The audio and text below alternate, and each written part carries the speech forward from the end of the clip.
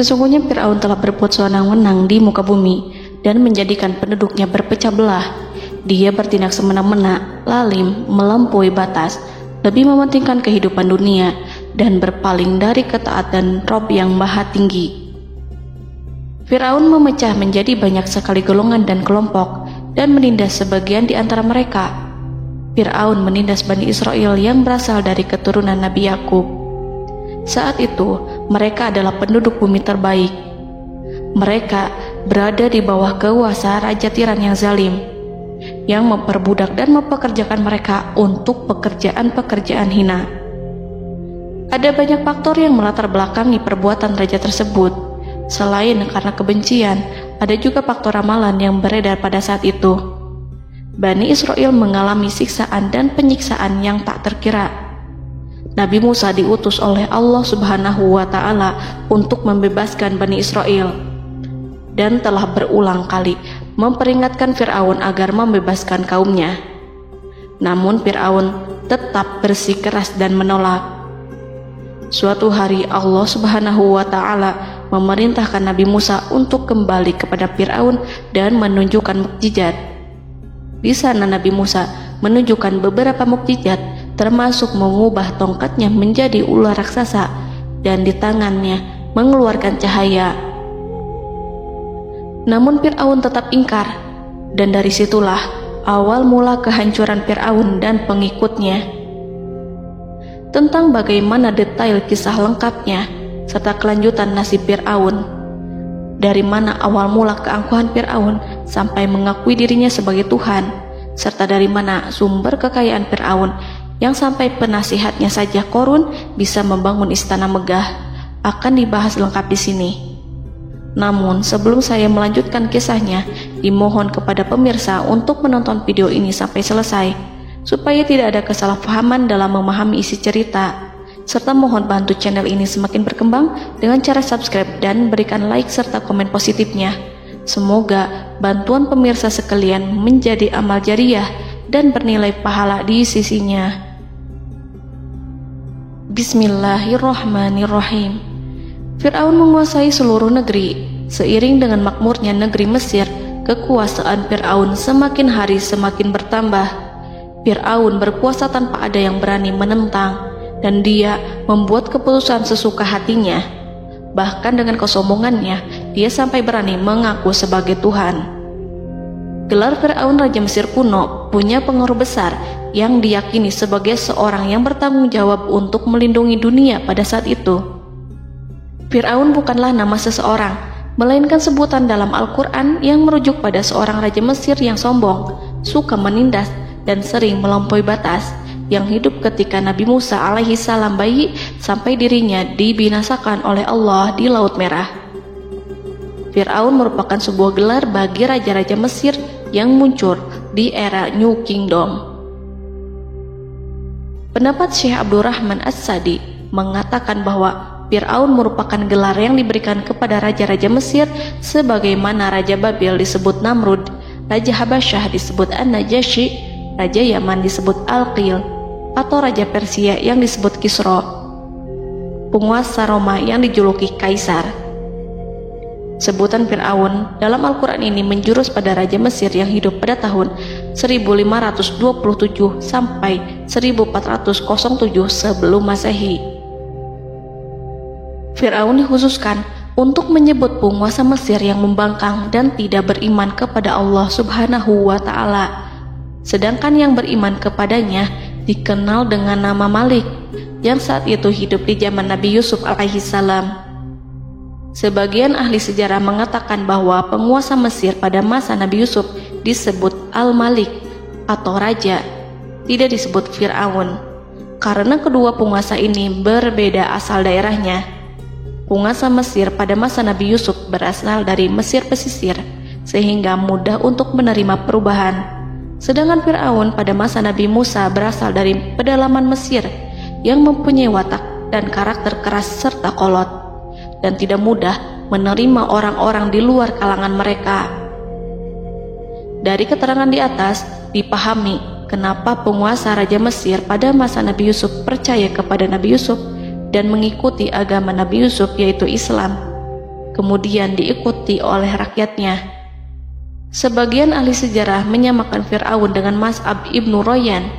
Ada pula yang menyatakan bahwa Fir'aun anaknya Walid ibnu Mas'ab ibnu Royan dari salah satu kaum Ad. Para Fir'aun Mesir kuno memperoleh kekayaan dan membangun kerajaan mereka yang megah melalui berbagai sumber. Beberapa sumber utama kekayaan dan pembangunan kerajaan Fir'aun adalah sumber daya alam. Mesir kuno diberkati dengan sumber daya alam yang melimpah, termasuk emas, tembaga, dan batu mulia yang ditambang dari wilayah gurun dan lembah. Sungai Nil juga menyediakan tanah yang subur untuk pertanian yang menjadi dasar ekonomi Mesir kuno. Air yang sangat penting ini memungkinkan kota-kota tumbuh di tengah gurun. Lonjakan air dan nutrisi itu mengubah lembah Nil menjadi tanah pertanian yang produktif.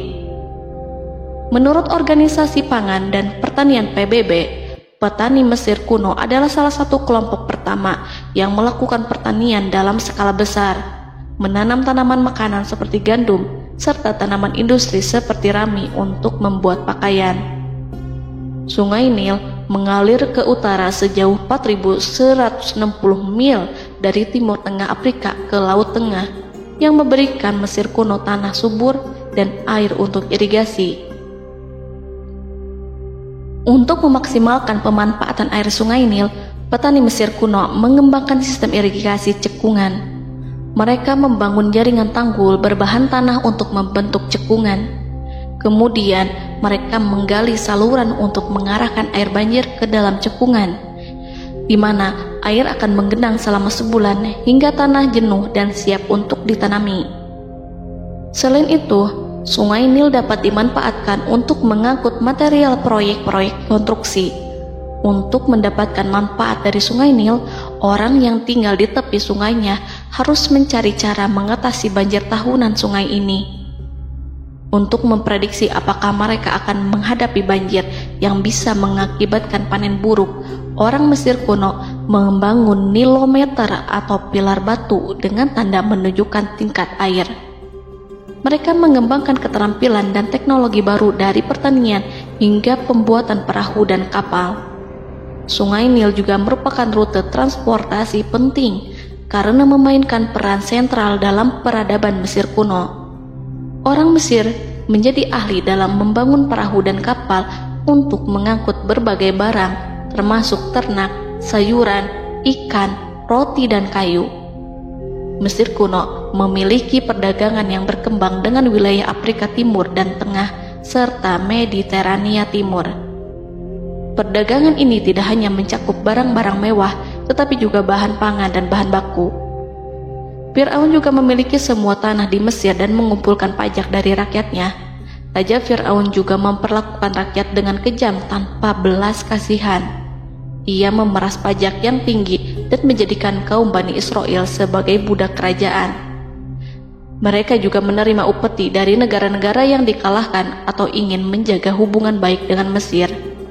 Bahkan Fir'aun juga memiliki proyek konstruksi untuk membangun struktur megah seperti piramida, kuil, dan monumen yang tidak hanya menunjukkan kekuasaan dan kekayaan mereka, tetapi juga berfungsi sebagai pusat administrasi dan agama.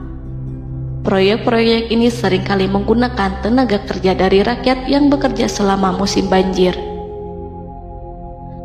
Kekayaan dan kerajaan megah Fir'aun merupakan hasil dari pengelolaan sumber daya yang efisien, eksploitasi sumber daya alam, dan kebijakan ekonomi yang cerdas. Ini semua mencerminkan kemajuan teknologi, organisasi sosial, dan kekuatan politik Mesir kuno. Kekayaan para Fir'aun Mesir kuno memang sangat luar biasa dan telah menjadi topik penelitian dan kekaguman selama berabad-abad. Fir'aun juga dikenal karena kehidupan mewah mereka. Sebagai penguasa Mesir kuno, Fir'aun hidup dengan kekayaan dan kemewahan yang hampir tak terbayangkan, yang mencerminkan kekuasaan dan status mereka. Mereka menghiasi diri mereka dengan aksesoris yang rumit dan gemerlap, serta mengenakan simbol otoritas dan kekuasaan tradisional. Dan Allah memberikan kepada Fir'aun berupa istidratuhul afiyah, yakni hidup sekian lama tanpa pernah merasakan sakit. Allah Subhanahu wa Ta'ala mengaruniai Fir'aun untuk bisa hidup selama 400 tahun tanpa sakit. Tentu, hal tersebut sudah menjadi kehendak Allah Subhanahu wa Ta'ala, maka tidak ada satupun manusia yang bisa menghalangi, bahkan bagi seorang Fir'aun sekalipun yang terkenal dengan kezalimannya. Namun dengan karunia-Nya yang diberikan Allah tersebut, bukannya menjadikan Fir'aun sebagai manusia yang bersyukur, tetapi malah membangkitkan kesombongan dan kesesataannya. Dan puncak kesombongan Fir'aun juga dicatat Al-Quran sebagai penguasa tangan besi dan manusia yang pernah mengaku Tuhan. Aku adalah Tuhan kalian yang maha tinggi. Quran Surat An-Najiat ayat 24. Fir'aun hidup selama 446 tahun. Selama hidupnya, Fir'aun memiliki tubuh yang sehat dan bugar tanpa pernah mengalami sakit, meski hanya berupa pusing atau flu sekalipun. Fir'aun bahkan tidak pernah merasakan kelelahan. Fir'aun tidak pernah merasakan perihnya lapar, kerongkongannya tidak pernah tersentuh panasnya dahaga. Seandainya dalam semalam saja Fir'aun dilanda sakit berupa pusing atau demam, maka ia akan sibuk untuk mengurus dirinya sendiri dan tidak berpikiran untuk mengaku bahwa ia adalah Tuhan. Hal ini pun dijelaskan dalam kitab Ihya Ulumuddin Al-Qut Al-Qulub oleh Imam Al-Ghazali. Sesungguhnya yang menyebabkan Fir'aun sampai berani mengatakan, "Aku adalah Tuhan kalian yang maha tinggi." Hal ini disebabkan karena ia mengalami masa sehat dalam hidupnya yang begitu lama. Kekejaman Raja Fir'aun diikuti dengan kesombongannya. Ia enggan bersyukur atas kemakmuran yang dianugerahkan Allah Subhanahu wa Ta'ala. Ia justru menjadikan negeri Mesir penuh dengan kemusyrikan. Sungguh, dia Fir'aun termasuk orang-orang yang berbuat kerusakan, dan kami hendak memberi karunia kepada orang-orang tertindas di bumi, dan hendak menjadikan mereka pemimpin dan menjadikan mereka orang-orang yang mewarisi bumi. Dan kami teguhkan kedudukan mereka di bumi, dan kami perlihatkan kepada Fir'aun dan Haman bersama bala tentaranya apa yang selalu mereka takutkan dari mereka. Surat Al-Qasas ayat 1-6. Haman yang merupakan penasihat dan sekaligus pelaksana proyek pembangunan menara untuk Fir'aun yang ikut berkontribusi dalam kesesatan Fir'aun, dan dia juga yang menjadi aktor utama atas kezaliman Fir'aun yang nantinya memberikan nasihat kepada Fir'aun dan mendorongnya untuk menolak ajaran Nabi Musa alaihi salam. Faktor yang mendorong Fir'aun melakukan tindakan keji ini adalah Bani Israel yang mempelajari suatu hal yang mereka riwayatkan dari Ibrahim, bahwa suatu saat nanti akan lahir seorang anak Bani Israel yang akan menghancurkan kekuasaan Raja Mesir. Berita gembira ini terjadi saat insiden antara Sarah, istri Nabi Ibrahim alaihissalam, dengan Raja Mesir yang saat itu berniat jahat terhadap Sarah. Namun Allah menjaganya. Berita gembira ini santer terdengar di antara Bani Israel. Kaum Kipti juga membicarakan berita ini, hingga sampailah juga ke telinga Fir'aun. Sebagian amir dan orang-orang dekat Fir'aun menyampaikan hal itu kepadanya saat tengah berbincang pada malam hari. Waktu itu Fir'aun langsung menginstruksikan untuk membunuh seluruh anak laki-laki Bani Israel untuk mengantisipasi kelahiran anak yang dimaksud. Tapi apa boleh buat, kewaspadaan sama sekali tidak bisa menghindari takdir. Suatu ketika Fir'aun bermimpi seakan-akan api datang dari arah Baitul Maqdis lalu membakar semua rumah Mesir dan seluruh kaum Kipti. Namun, api tersebut tidak membahayakan Bani Israel. Saat bangun, Fir'aun merasa takut oleh mimpi itu. Ia kemudian mengumpulkan seluruh paranormal dan tukang sihir. Fir'aun bertanya kepada mereka terkait mimpi itu. Mereka berkata, akan lahir seorang bayi laki-laki dari kalangan Bani Israel yang akan menghancurkan penduduk Mesir. Sebab itulah Fir'aun memerintahkan untuk membunuh anak laki-laki dan membiarkan hidup anak perempuan. Fir'aun sangat mewaspadai agar Musa tidak lahir, hingga menunjuk sejumlah laki-laki dan dukun beranak berpatroli memeriksa para wanita hamil dan mendata waktu kelahiran mereka. Jika ada yang melahirkan anak laki-laki, si bayi langsung disembelih oleh para algojo seketika itu juga. Allah berfirman, kami mengilhamkan kepada ibu Musa, susuilah dia Musa. Jika engkau khawatir atas keselamatannya, hanyutkanlah dia ke sungai Nil dalam sebuah peti yang mengapung. Janganlah engkau takut dan janganlah pula bersedih. Sesungguhnya kami pastikan mengembalikan kepadamu dan menjadikan sebagai salah seorang rasul. Surat Al-Qasas ayat 7. Pada saat itu, ibu Musa yang bernama Ayah Rika, ada juga yang menyebut Ayah Zakat, merasakan kesedihan yang amat dalam dan sudah mengantisipasi sejak pertama kali mengandung Musa. Kehamilannya ini memang tidak terlihat. Harun lahir pada tahun ketika hukuman mati bagi lelaki tidak berlaku, sementara Musa lahir pada tahun di mana bayi laki-laki harus dibunuh. Saat melahirkan, ibunya mendapat ilham agar Musa kecil diletakkan di dalam peti yang diikat dengan tali. Rumahnya tepat di hulu sungai Nil. Ia menyusui Musa, kemudian ketika khawatir pada seseorang, ia meletakkan Musa di peti itu, lalu dilepaskannya ke lautan, sementara talinya tetap dipegang. Setelah semua orang pergi, ia tarik kembali peti itu. Namun suatu hari, ibu Musa melepaskan peti itu, tetapi dia lupa tidak mengikatnya dengan tali, sehingga peti berisi Musa kecil itu hanyut bersama aliran sungai Nil hingga melintas tepat di depan istana Fir'aun. Selir-selir Fir'aun itu memungut peti dalam kondisi tertutup rapat. Mereka tidak berani membukanya. Peti itu kemudian diletakkan di depan istri Fir'aun, Asiyah binti Muzahim. Ada pendapat yang mengatakan bahwa Asiyah berasal dari Bani Israel dari keturunan Musa. Saat membuka penutup peti dan menyingkap tirai penutupnya, Asiyah melihat wajah Musa kecil memancarkan sinar-sinar nubuah kemuliaan. Begitu melihatnya, Asiyah langsung jatuh hati dan sangat mencintainya. Saat Fir'aun tiba, ia berseru, "Apa ini?"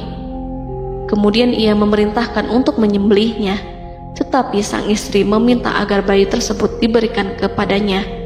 Sang istri berkata, "Dia adalah penyejuk mata hati bagiku dan bagimu." Fir'aun menimpali, "Iya, bagimu, tapi bagiku tidak. Aku tidak memerlukan bayi itu." Petaka memang selaras dengan tutur kata. Kata-kata istri Fir'aun, mudah-mudahan dia bermanfaat kepada kita. Allah memberikan manfaat yang ia harapkan. Di dunia, Allah memberikan hidayah padanya melalui sosok Musa, dan di akhirat, Allah menempatkan dia di surganya karena Musa. Atau kita ambil dia menjadi anak. Keduanya pun mengadopsi Musa karena mereka berdua tidak punya anak. Perkataan Asiyah ini diabadikan dalam Al-Quran surat Al-Qasas ayat 9. Dan berkatalah istri Fir'aun, "Ia adalah penyejuk mata hati bagiku dan bagimu. Janganlah kamu membunuhnya. Mudah-mudahan ia bermanfaat kepada kita, atau kita ambil ia menjadi anak, sedangkan mereka tidak menyadari." Dalam ayat ini Allah Subhanahu wa Ta'ala berfirman yang artinya, sedangkan mereka tidak menyadarinya. Ibnu Katsir menjelaskan maksud dari ayat ini, mereka tidak mengetahui apa yang dikehendaki Allah, bahwa di tangan anak itulah terjadinya kehancuran masa depan Fir'aun dan bala tentaranya.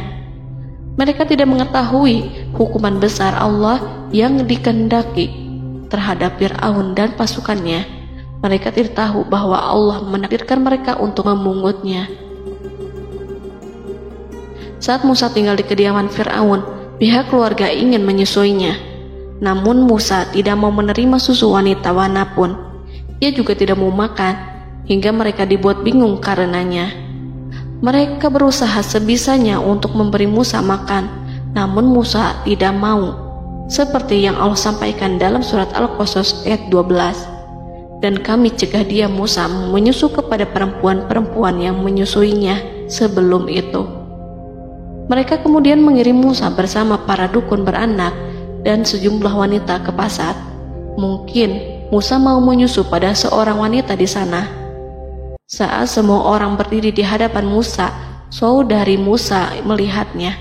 Ia tak memperlihatkan sikap seakan-akan mengenal bayi yang sebenarnya adalah adiknya. Mereka kemudian pergi bersama saudari Musa itu ke kediaman Musa. Musa kecil kemudian digendong ibunya untuk menyusui bayi itu. Bayi yang tidak lain adalah anaknya sendiri, langsung menyusu dengan lahap. Melihat hal itu, mereka merasa sangat puas dan gembira. Mereka pun melaporkan peristiwa yang sangat menggembirakan itu kepada Asia. Asia meminta agar perempuan yang tidak lain adalah ibunya Musa itu untuk menetap bersamanya dan memohon kebaikan serta kesediaannya. Namun, perempuan itu menolaknya seraya berkata, "Sesungguhnya aku mempunyai suami dan anak-anak yang tidak bisa aku tinggalkan.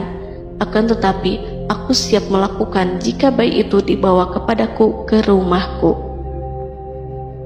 Akhirnya Asia mengutus ajudan kerajaan untuk menyerahkan bayi itu kepada ibunya Musa untuk disusui secara rutin. Asia kemudian memberikan berbagai macam fasilitas kepada ibu Musa berupa biaya nafkah sehari-hari, pakaian-pakaian bagus, dan beberapa hadiah istimewa yang lainnya sebagai kompensasi upah menyusui bayi itu. Akhirnya Musa kecil kembali ke pangkuan ibunya dan berada di bawah asuhannya. Allah telah menyatukan kembali bayi yang bernama Musa itu dengan ibunya sendiri. Fir'aun tidak akan menyangka jika Allah telah mempersiapkan sesuatu yang besar lewat kehadiran Musa kecil di kerajaannya. Sang Raja bengis lagi terpedaya oleh banyaknya pasukan yang dimiliki, kekuasaan, dan luasnya kerajaan yang maha agung yang tak terkalahkan, dan takdirnya tak bisa ditentang. Allah telah memutuskan bahwa bayi itu yang dia dan pengikutnya waspadai keberadaannya itu hingga dengan bengis membunuh banyak sekali nyawa yang tak terhitung jumlahnya. Padahal anak tersebut justru tumbuh dewasa di kediamannya, di atas kasurnya, memakan makanannya dan meminum yang ada di rumahnya. Fir'aun sendiri justru mengadopsi dan merawat serta mengasuhnya tanpa menyadari rahasia besar di balik itu. Anak itu yang membuatnya binasa di dunia dan akhirat karena menentang kebenaran yang nyata yang ia sampaikan kepadanya. Nabi Musa tumbuh dan hidup sebagai salah seorang dari keluarga kerajaan hingga mencapai usia dewasanya, di mana ia memperoleh asuhan dan pendidikan sesuai dengan tradisi istana. Allah Subhanahu wa Ta'ala mengaruniakannya hikmah dan pengetahuan sebagai persiapan tugas kenabian dan risalah yang diwahyukan kepadanya. Musa tumbuh menjadi seorang pemuda yang mempunyai fisik dan akhlak yang kuat. Allah anugerahkan kepada Musa kesempurnaan tubuh dan kekuatan jasmani. Musa juga menyadari bahwa dia hanyalah anak angkat. Tidak setetes pun darah Fir'aun mengalir padanya, dan bahwa ia keturunan Bani Israel yang ditindas dan diperlakukan sewenang-wenang oleh Fir'aun dan kaumnya. Maka dia berjanji kepada dirinya sendiri akan menjadi pembela bagi kaum-kaum yang lemah yang tertindas. Kekuatan fisik Nabi Musa memang tidak bisa diragukan. Itu terbukti pada saat Nabi Musa mampu mengangkat batu penutup sumur seorang diri, padahal batu itu hanya bisa diangkat oleh 10 orang laki-laki. Peristiwa kedua saat perkelahian antara Bani Israel dan orang Kipti atau kaumnya Fir'aun, suku asli Mesir. Saat orang Israel meminta pertolongan kepada Musa untuk mengalahkan orang Kipti, Musa menghampiri orang Kipti tersebut. Dengan tangan terkepal, Musa meninju orang Kipti dan matilah musuhnya itu. Orang Kipti hanya mati karena pukulan itu. Musa tidak sengaja dan tidak bermaksud untuk membunuh orang Kipti. Musa hanya berniat membuatnya jera. Dan karena peristiwa itulah Nabi Musa pergi meninggalkan Mesir karena Musa takut terhadap Fir'aun dan tentaranya yang akan membunuhnya. Karena jika mereka tahu bahwa Musa membunuh orang Kipti demi membela salah seorang Bani Israel, akan membuat Fir'aun dan pengikutnya mencurigai bahwa Musa memang berasal dari Bani Israel, dan pada akhirnya akan memicu sebuah permasalahan besar. Dan Dan pada waktu yang sudah ditentukan oleh Allah, sekitar 10 tahun Nabi Musa meninggalkan Mesir.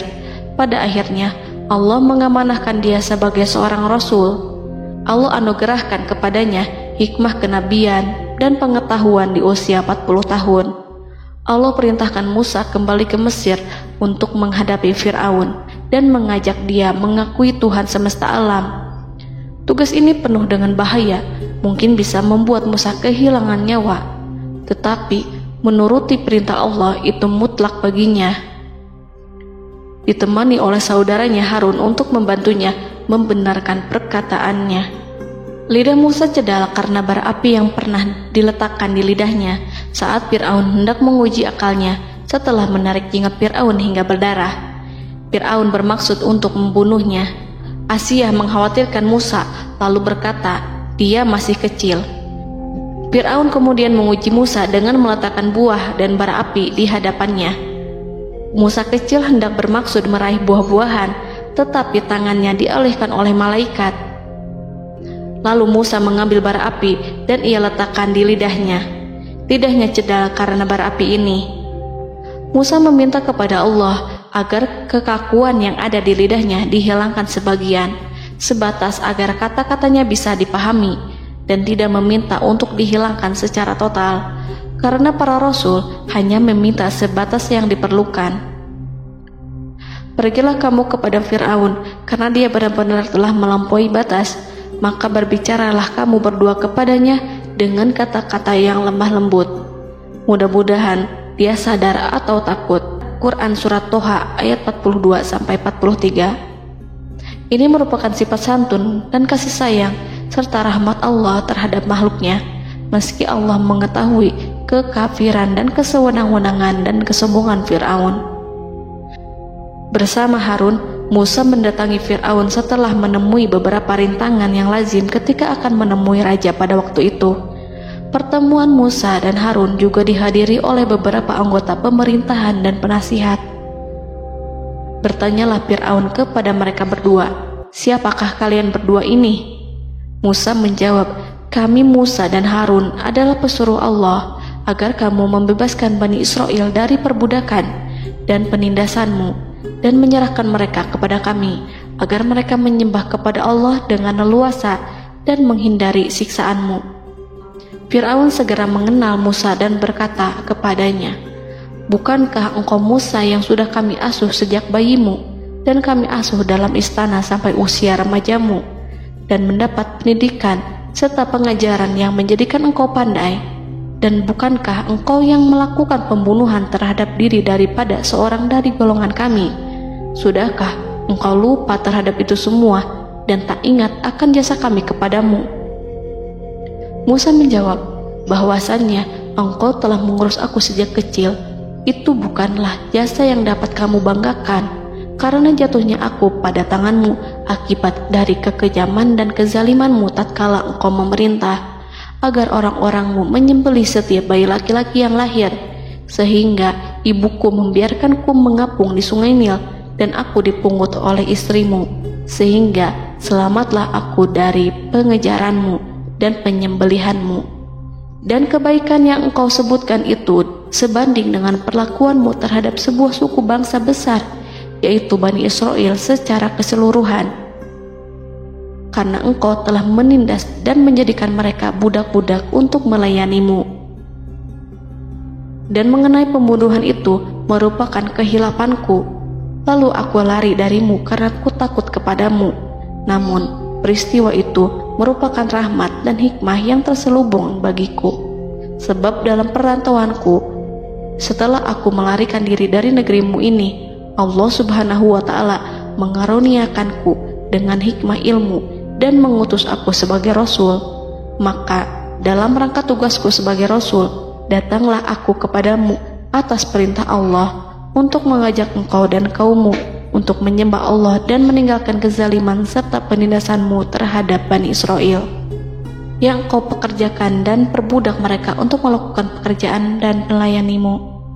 Fir'aun bertanya, siapakah Tuhan yang engkau sebut-sebut itu, hai Musa? Adakah Tuhan di atas bumi ini selain aku yang patut disembah dan dipuja? Musa menjawab, ya, yaitu Tuhanmu dan Tuhan nenek moyangmu, serta Tuhan alam semesta.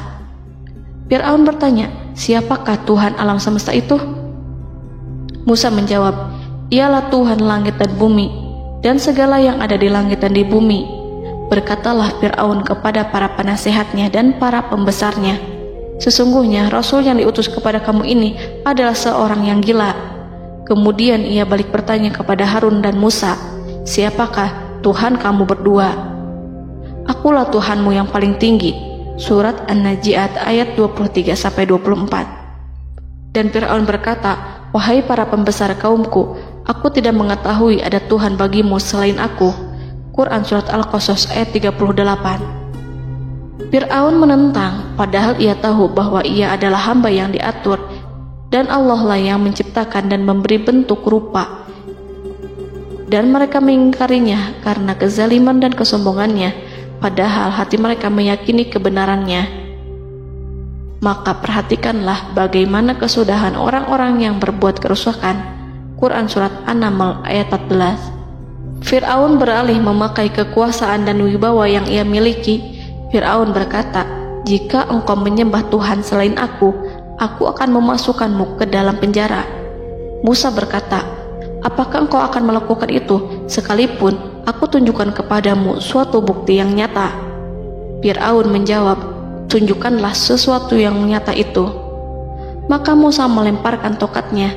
Tiba-tiba tongkat itu menjadi ular besar, dan Musa mengeluarkan tangan dari dalam bajunya. Tiba-tiba tangan itu menjadi putih bercahaya. Saking ketakutannya hingga membuat Fir'aun terkena diare, dan sehari lebih dari 40 kali buang air. Namun Fir'aun sebagai raja yang mengaku Tuhan tentu tidak akan begitu saja menyerah kepada Musa, walaupun telah diperlihatkan 2 mukjizat.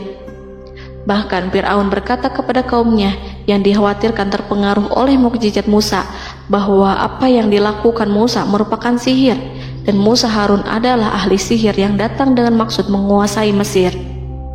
Salah satu penasehatnya, yaitu Haman, mengusulkan agar mengumpulkan semua ahli sihir dari berbagai penjuru kerajaan untuk bertanding mematahkan sihir Musa, yang tanpa pikir panjang Fir'aun setujui.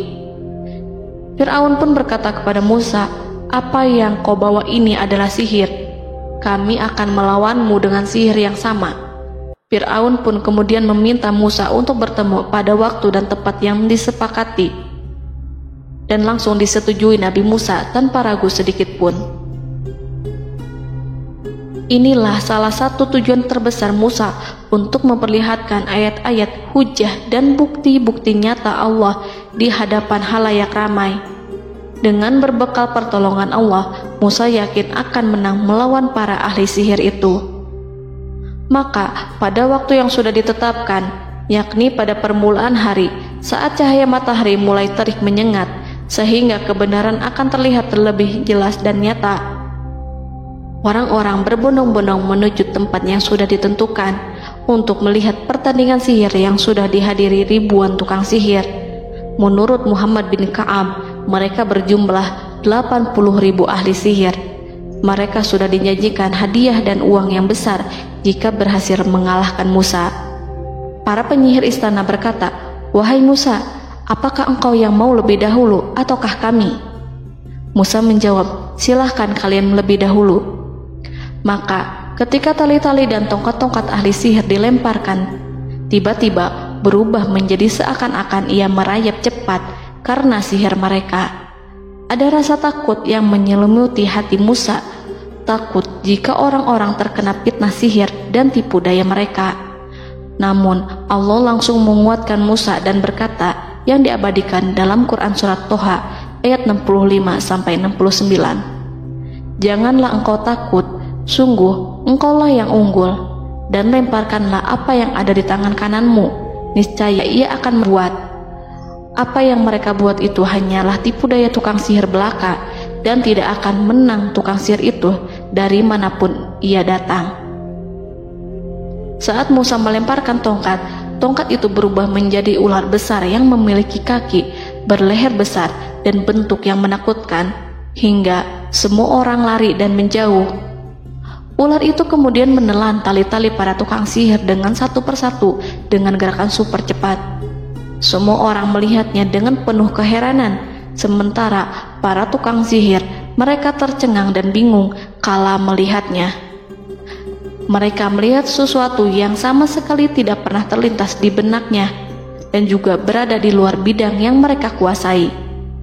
Saat itulah mereka tahu pasti bahwa yang mereka lihat itu bukanlah sihir, sulap, khayalan ilusi ataupun kebohongan semata, tetapi sebuah kebenaran yang hanya bisa dilakukan oleh Yang Maha Benar, yang mengutus mukjizat tersebut dengan benar. Allah menyingkap tabir kelalaian dari hati mereka, menyinarinya dengan petunjuk yang Ia ciptakan dan menyingkirkan gumpalan keras di hatinya. Mereka segera bertaubat dan tunduk sujud kepadanya.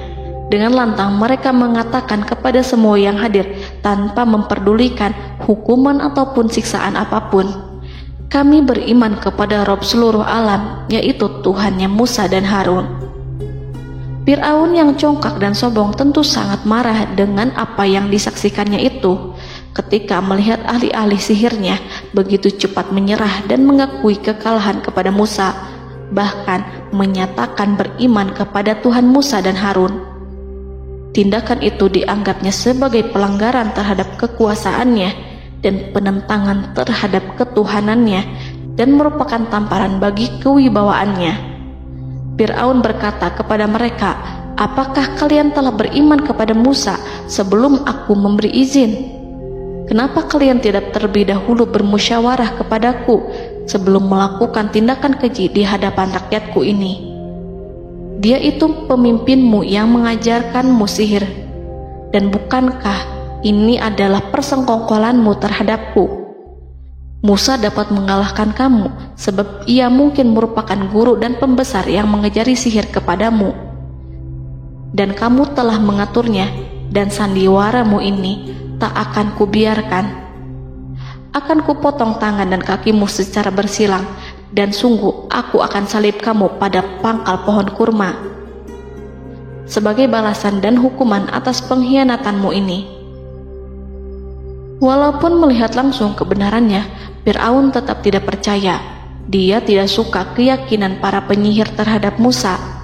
Para penyihir itu yang telah mengakui keimanan mereka kepada Allah tak merasa gentar ataupun takut, karena ketika para tukang sihir itu sujud, mereka melihat rumah dan istana-istana di surga yang telah dipersiapkan untuk mereka. Semuanya dirias untuk menyambut kedatangan mereka. Karena itu, mereka tidak peduli dengan ancaman Fir'aun. Setelah peristiwa kekalahan penyihir Fir'aun dengan mukjizat Nabi Musa itu, Fir'aun serta penasihat dan para pembesarnya, termasuk Haman, merencanakan penindasan yang lebih kejam untuk kaum Bani Israel dan merencanakan pembunuhan terhadap Nabi Musa. Fir'aun khawatir jika gerakan Musa tidak diapatahkan akan mengancam kerajaan dan kewibawaannya yang mengaku sebagai Tuhan. Walaupun sudah diingatkan oleh orang mukmin dari kalangan keluarga Fir'aun agar tidak membunuh Nabi Musa dan menyeru kembali menuju jalan yang benar dan mengingatkan kepada akibat yang buruk yang akan didapati nanti, namun Fir'aun dan penasihatnya tetap berada pada kesesatan. Sebagai balasannya, Allah menghukum Fir'aun dan penduduknya dengan kekeringan dan penyakit yang bertahun-tahun karena menolak Rasulnya. Mereka dilanda banjir bandang, darah yang bercampur dengan seluruh air yang ada. Setiap kali mereka akan mengambil air, baik air sumur ataupun air sungai Nil, pasti akan berubah menjadi darah segar. Serbuan belalang pun tidak bisa mereka hindari. Belalang menghinggapi tanaman hingga tak menyisakan satupun buah, daun ataupun rumput. Serangan hama dan wabah katak juga mengerumuni mereka hingga berjatuhan di makanan, wadah-wadah, sampai-sampai ketika ada yang membuka mulut untuk makan ataupun minum, pasti ada katak yang jatuh di situ. Semua hukuman itu hanya menimpa Fir'aun dan pengikutnya, sama sekali tidak menimpa Nabi Musa dan Bani Israel. Namun mereka tidak belajar ataupun berubah, mereka tetap saja kafir dan hanyut dalam kejahatan. Setiap kali Allah timpakan hukuman kepada Fir'aun dan pengikutnya, mereka bersumpah dan berjanji kepada Musa untuk beriman. Namun ketika hukuman itu dihilangkan, mereka ingkar janji berpaling dan kembali kepada keburukan seperti sedia kala. Dari semua penderitaan ini, Allah perintahkan Musa membawa pengikutnya keluar dari Mesir, memulai perjalanan berbahaya antara hidup dan mati. Setelah mengetahui keberangkatan Nabi Musa dan Bani Israel, Fir'aun bersama tentaranya bergerak untuk membantai mereka. Dengan pasukan besar yang berjumlah lebih dari 1.600.000 personil, ditambah 100.000 ekor kuda berwarna hitam legam, Fir'aun berhasil mengejar rombongan Nabi Musa yang saat itu berjumlah 600.000 prajurit di pantai Laut Merah saat matahari terbit. Pasukan Fir'aun mengepung mereka dari semua arah. Di belakang mereka ada tentara Fir'aun yang kejam, sementara di hadapan mereka Laut Merah yang membentang luas. Kala situasi kian genting dan Fir'aun beserta seluruh pasukannya mendekat dengan kesungguhan hati, diperkuat dan persenjataan, juga dengan amarah dan kedengkian, penglihatan tidak menetap mengarah ke suatu tujuan, dan hati naik menyesak sampai ke tenggorokan. Saat itulah Yang Maha Penyantun lagi kuasa, Rob Arsy yang mulia, mewahyukan kepada Musa, "Pukullah laut itu dengan tongkatmu." Maka tatkala Musa memukulkan tongkatnya ke lautan, laut itu pun terbelah. Air lautan berdiri tegak laksana gunung yang terbelah oleh kuasa yang maha agung, yang bersumber dari zat yang mengatakan kepada sesuatu, "Jadilah," maka jadilah sesuatu itu. Allah memerintahkan angin barat untuk menyapu kerikil-kerikil hitam lautan, hingga dasar lautan berubah menjadi tanah yang kering, yang tidak melekat pada kaki-kaki kuda dan hewan. Allah memerintahkan Musa untuk melintas bersama kaumnya. Mereka segera turun melintas dengan senang. Mereka menyaksikan sebuah hal yang membuat mata tercengang dan memberikan petunjuk pada hati orang-orang yang mukmin.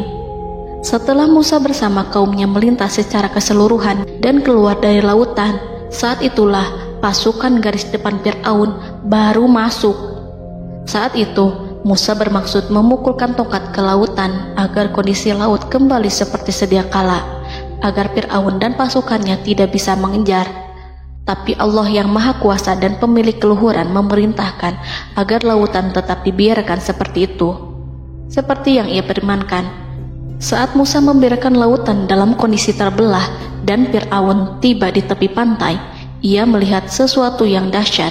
Kondisi ini membuatnya tercengang, dan ia tahu betul bahwa apa yang dilihatnya adalah pekerjaan Rob Arsy yang mulia, seperti halnya mukjizat lain yang pernah ia lihat sebelumnya. Fir'aun berhenti dan tidak maju. Ia menyesal karena mengejar Bani Israel dalam situasi seperti ini. Di saat penyesalan tiada lagi membawa guna, namun Fir'aun memperlihatkan sikap tangguh dan kuat di hadapan para pasukannya dan memperlakukan mereka layaknya musuh. Jiwa kafir dan watak Fir'aun mendorong dirinya mengatakan kepada kaum yang ia perdaya hingga patuh dan mengikuti kebatilannya, "Lihatlah bagaimana lautan ini terbelah agar aku bisa mengejar budak-budakku yang melarikan diri dari kekuasaanku, menyimpang dari ketaatanku, dan meninggalkan negeriku." Fir'aun bersembunyi di barisan belakang dengan harapan ia bisa selamat, tapi mustahil ia bisa selamat. Fir'aun terlihat maju mundur. Dan pada kesempatan itu, Jibril menampakkan diri dalam wujud seorang penunggang kuda perawan, lalu melintas di hadapan kuda jantan yang ditunggangi oleh Fir'aun.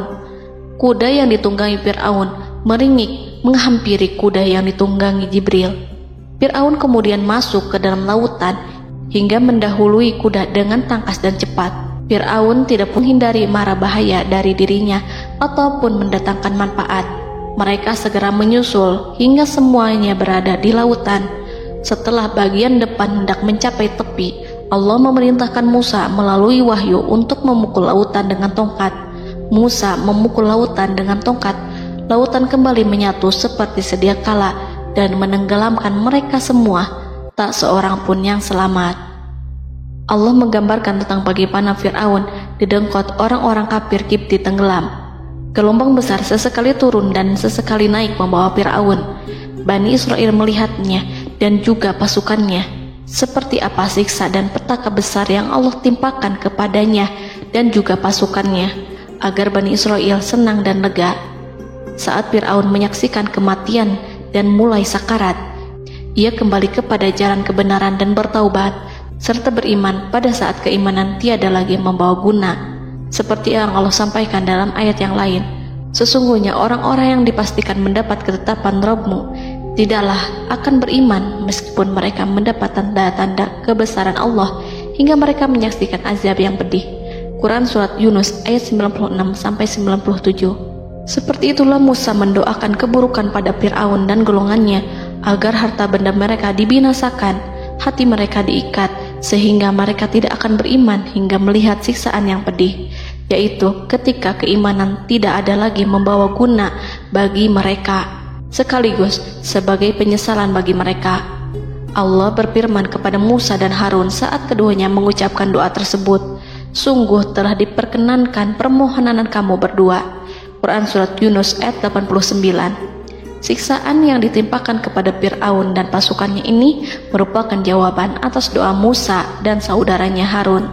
Dalam hadis riwayat Imam Ahmad, Rasulullah Shallallahu Alaihi Wasallam bersabda, saat Fir'aun berkata, aku percaya bahwa tidak ada Tuhan melainkan Rabb yang dipercaya Bani Israel, Jibril berkata kepadaku, wahai Muhammad, andai kau melihatku saat mengambil pasir lautan, lalu aku sumpalkan ke mulutnya karena khawatir jika rahmat menghampirinya. Ibnu Abbas dan lainnya mengatakan, sebagian Bani Israel meragukan kematian Fir'aun, bahkan ada yang menyatakan bahwa Fir'aun tidak mati. Allah kemudian memerintahkan lautan untuk mengapungkan jasad Fir'aun. Maka pada hari ini kami selamatkan jasadmu, yaitu dengan mengenakan baju perang yang dengannya kau dikenali, agar engkau dapat menjadi pelajaran bagi orang-orang yang datang setelahmu, yaitu agar kau menjadi bukti bagi Bani Israel atas kekuasaan Allah yang membinasakan Fir'aun. Karena itu, sebagian salaf membaca, kemungkinan yang dimaksud adalah kami menyelamatkan jasadmu beserta baju perangmu agar kau menjadi pelajaran bagi orang-orang setelahmu dari kalangan Bani Israel, dan mereka tahu bahwa kau telah binasa. Wallahu a'lam.